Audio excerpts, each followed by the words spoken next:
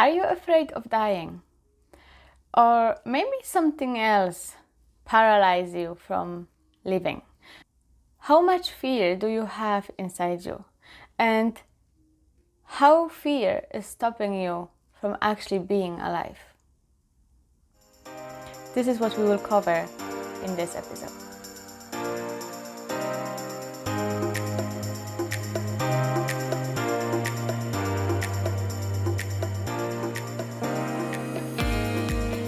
Hi everyone, my name is Sylwia. Welcome to my channel. So, it is believed that human beings are afraid of dying. Death is something that terrifies us. We don't want to think about death. We make the topic of death or dying as taboo. There's so many ways or that we try to avoid even the subject of dying. But yet, if we would look at any living creatures on this planet, humans are the only ones who are actually aware, who have the awareness, the consciousness of the limiting time that we have in here. So this is something that we know. We are growing with the knowledge of there will be one day that we will have to die. That's the circle of life. But yet we make this subject very taboo. We avoid it. We try to avoid it at all costs. And it's obvious from that perspective, it's obvious that humans are afraid of that topic, are afraid of dying. We don't want to talk about dying because it makes us very uncomfortable. Absolutely. It makes us uncomfortable because we don't want to die. We are born with built-in program that we will try to survive at all costs. So that knowledge of us dying is actually contradictory to what we actually want and what we actually have built in us. So, but why so taboo? Why so much feelings around it, but yet we don't even know how to deal with it. We don't know how to grieve. There is a belief that we have only 1 year to grieve. That itself is bizarre. It's not realistic at all. But I don't want to talk about grief as such with this podcast. I want to talk to you more about something less obvious, and that is the fear of living. It is believed that yes, we are afraid of dying, but I personally believe that humans are more afraid of living. It is believed, look at the society, look at us. Look how many fears we have inside that is actually stopping us from chasing our dreams, for being who we are, for showing and being exposed to our authentic self.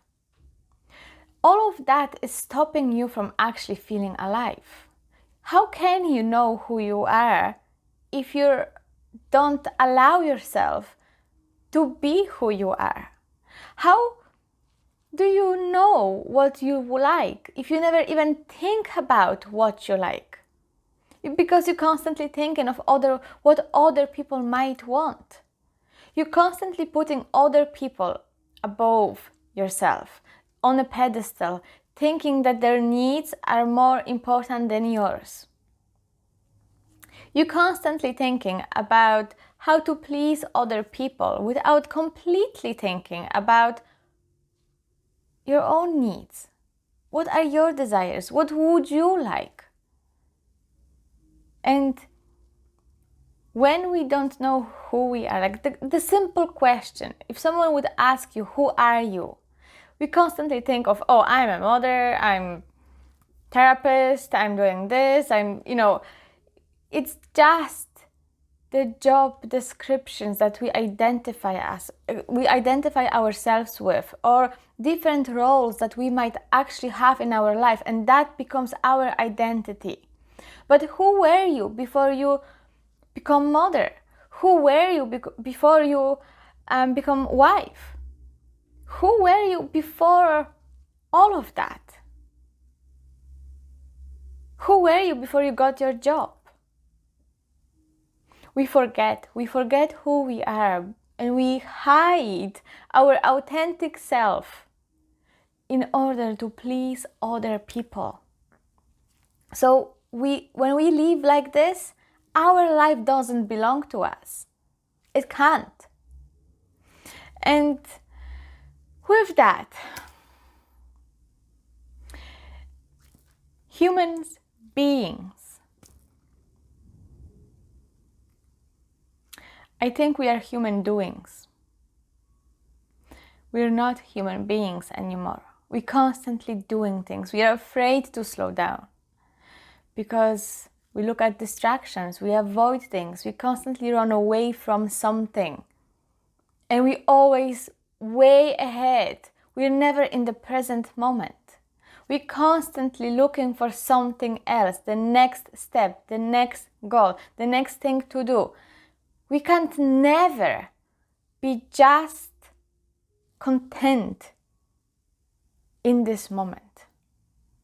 We can't never be just being and doing nothing. Because then there's this fear, like that makes me very uncomfortable. Like what people will say if they will walk in and they find out I'm doing nothing? What if my kids will see me at home and then they will see I done nothing? What if my husband will reject me because I'm doing nothing? There's so much fear in us. This is why we keep doing things, forgetting about being at the same time. And this is another example I will give you of why students with the grade A are exactly the same as students with the grade F. Both of them have the same fear. Fear of being judged, fear of not being good enough. Both of them. This one keeps, the student with the A, keeps doing something all the time, keeps progressing, and it keeps getting the A because that's how they get external validations. That's how they feel somehow how to feel good enough, because deep inside they don't feel anything.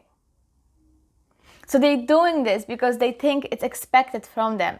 They do it because they learn that they get some kind of validation from outside, because inside they can't give themselves anything. So they're doing it through the mask of perfectionism. On the other hand, we have a student with the F grades. And it's the same fear.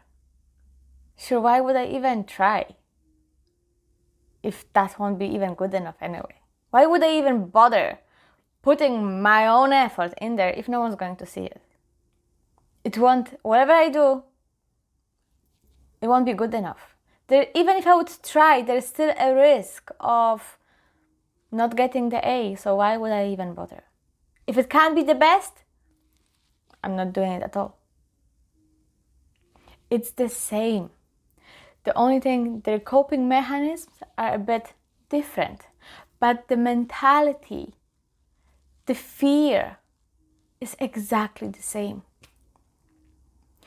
Both of them are running away from the feeling of not being good enough. It's like the middle ground for both of them don't exist. It's not there. They can't handle the middle ground. We can't be average. We have to be either the best or nothing. but all or nothing, black and white. Thinking this is very trauma response behaviors. Both of them students are responding to what is going on inside them, and what is going on inside them is not healthy because both of them, they had experienced some kind of childhood trauma, or if not childhood trauma, trauma itself. It's just the trauma manifests in a different coping mechanisms, different skills. So you can see how we become doers rather than beings. It's just sad. In one way, it's sad to see how much we're losing out on life. When was the last time you actually drank coffee in a very present mode? Or a tea bag? When you're drinking tea, did you even once ask yourself or noticed how much work somebody else had to put for you to actually have that tea in that morning? There were leaves, so someone had to pick those leaves from the tree. They had to be dried, then had to be crushed, put in the bag, put it in the tea bag, but then put it in the tea bag box, then had to be shipped. Somewhere had to put in the shop. There's a whole process. And you just go to the shop, you pick your favorite tea, and in the morning you pour hot water into it and you drink it. And you didn't even notice the taste of that tea. We take everything for granted, but we're not alive. We do things automatically. We go on autopilot. We're constantly doing things. We're thinking miles ahead. We're planning. And don't get me wrong, I'm a planner myself, and with planning there's nothing wrong with having some kind of plan. But with that plan, we got to be flexible. We got to do things and leave room at the same time for being, for receiving, for experiencing. When you're constantly doing, you're missing out on a whole lot, loads of things, loads of experience. When you keep doing things, we forget how to be, who we are, what is our authentic self, what is even the purpose of all of this.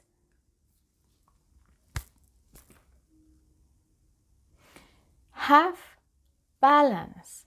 And when I say balance, doesn't mean you have to have 8 hours of being and then 8 hours of doing. That's not realistic either, okay? But you have to find a way to be. Not only to do things, but also to be. And just be.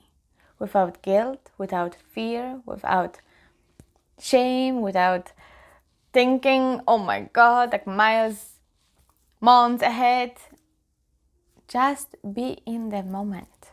Switch off and experience. Experience the weather. Experience the nature. Experience the taste of the food, of the drinks. Have real conversations with people. Not passing by. Hi, how are you? Yeah, good, alright. Nice weather. Yeah. That is not conversation. When was the last time you had a real deep conversations about something? How you meant to feel happy, contained, and feel like you can be yourself and get to know yourself when we constantly doing things, running away from things, avoiding things. And just be afraid all the time. Recently, I read a lovely book. And in that book, the author was saying that this is so sad to see that so many people are dying before they're actually dead. We are dead before we actually died. That is huge. Very deep, but isn't that true? How many of you are actually feeling alive? How many of you are actually thinking that, yes, I can do this? And do nothing. That's actually it. How many of you are actually giving yourself permission to do nothing and be content with that?